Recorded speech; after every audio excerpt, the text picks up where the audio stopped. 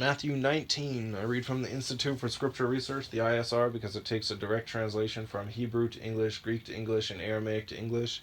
Yah is the Elohim of the heavens and the earth, the first and the last and the only, and he's an extremely jealous El. He's so jealous that he doesn't even want the names of idols or mighty ones to come to our lips. Yah is short for Yahweh, Yahweh, Yod-He, Vav-He. It's no difference. It's like saying Dan, Daniel, Daniel with an E. What is the difference and does matter is when people say that Phil, Bob, Sam, and Aaron are the same name, because no, they're not, and no one in their right mind would ever believe that. And only a fool would believe that a hammer could force its creator to do anything. And there was no letter J in the Hebrew, Greek, or Aramaic text because the letter J is about 600 years old, while the son of Elohim, Yehoshua, died on a stake for the sins of all of humanity over 2,000 years ago. In a direct translation from Hebrew to English, Yehoshua is Joshua. And I strongly believe that the son of Elohim's name, Yehoshua, means Yahweh is salvation. 19. And it came to be when Yehoshua had ended these words that he left Galil, Galil, and came to the borders of Yehuda beyond the Yarden, Yarde with a half a check mark N, and large crowds followed him, and he healed them there. And the Pharisees came to him, trying him, and saying to him, is it right for a man to put away his wife for every reason? For every reason, which means you could just be like, well, I don't like you, put you away. I would say no. But let's find out.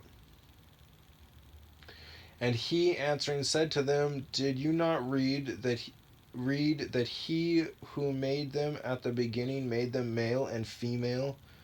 Yeah, not Adam and Steve, it was Adam and Hiwa.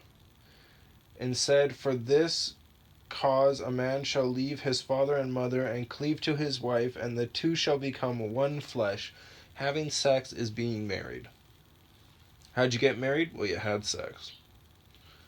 There's man-made traditions where they have festivals and stuff, but in Yah's eyes, for you to actually be married in his eyes is to have sex with that person.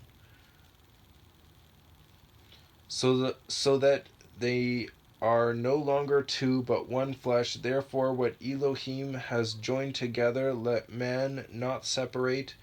They said to him, why then did Moshe command to give a certificate of divorce and to put her away only in whoring? He said to them, because of the hardness of their hearts, Moshe allowed you to put away your wives, but from the beginning it was not so. And I say to you, whoever puts away his wife, except on the ground of whoring, like I just said, and it says it in the Old Testament, and marries another, commits adultery, and whoever marries her who has been put away commits adultery. His taught ones said to him, if such is the case of the man with his wife, it is good not to marry. And he said to them, not all receive this word, but only those to whom it has been given, for there are eunuchs who were so born from their mother's womb, and there are eunuchs who were made eunuchs by men, and there are eunuchs who have made themselves eunuchs for the sake of the reign of the heavens. He who is able to receive it, let him receive it. Then young children were brought to him to lay his hands on them and pray, and the taught ones rebuked them. But Yehoshua said, allow the young children, and do not stop them from coming to me, for of such is the reign of the heavens. And having laid hands on them, he went from there.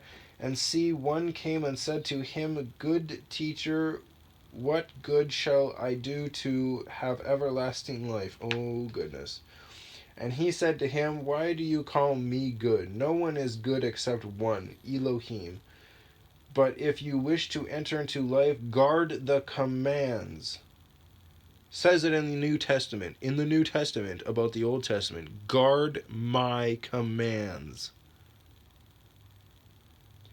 He said to him, which? And Yehoshua said, you shall not murder, you shall not commit adultery, you shall not steal, you shall not bear false witness, respect your father and your mother, and you shall love your neighbor as yourself. The young man said to him, all these I have watched over from my youth. What do I still lack? Yehoshua said to him, If you wish to be perfect, go sell what you have and give to the poor, and you shall have treasure in heaven, and come follow me. And when the young man heard the word, he went away sad, because he had many possessions. Oh, man. And Yehoshua said to his taught ones, Truly I say to you that it is hard for a rich man to enter into the reign of the heavens. And again I say to you, it is easier for a camel to go through the eye of a needle than for a rich man to enter into the reign of Elohim. In other words, it's not going to happen. What's this? Camel E. See 22:14. And let me guess, 22:14 is going to make me go back to 19. Where is it at? Camel, where you at, Camel? There you are, Camel. So 24. It's probably going to make me go back to 1924 and be like, oh, look at this. Oh, look at that. Oh, look at this. Oh, look at that. And make me go back and forth. I'm like, you're not helping me at all. Anyways, and when his taught ones heard it, they were very astonished, saying, Who then is able to be saved? And looking intently, Yehoshua said to them, With men this is impossible, but with Elohim all is possible. Then Kipa answering said to him, See, we have left all and followed you. What then shall we have? And Yehoshua said to them, Truly I say to you, when the Son of Adam sits on the throne of his esteem, you who have followed me in the rebirth shall also sit on 12 thrones, judging the 12 tribes of Israel. And everyone who has left houses or brothers or sisters or father or mother or wife or children or lands for my name's sake shall receive 100-fold and shall inherit everlasting life. But many who are first shall be last, and the last first. So if you try to make yourself always first, you will be the last. And vice versa. If you make sure you are the last, you will probably be the first.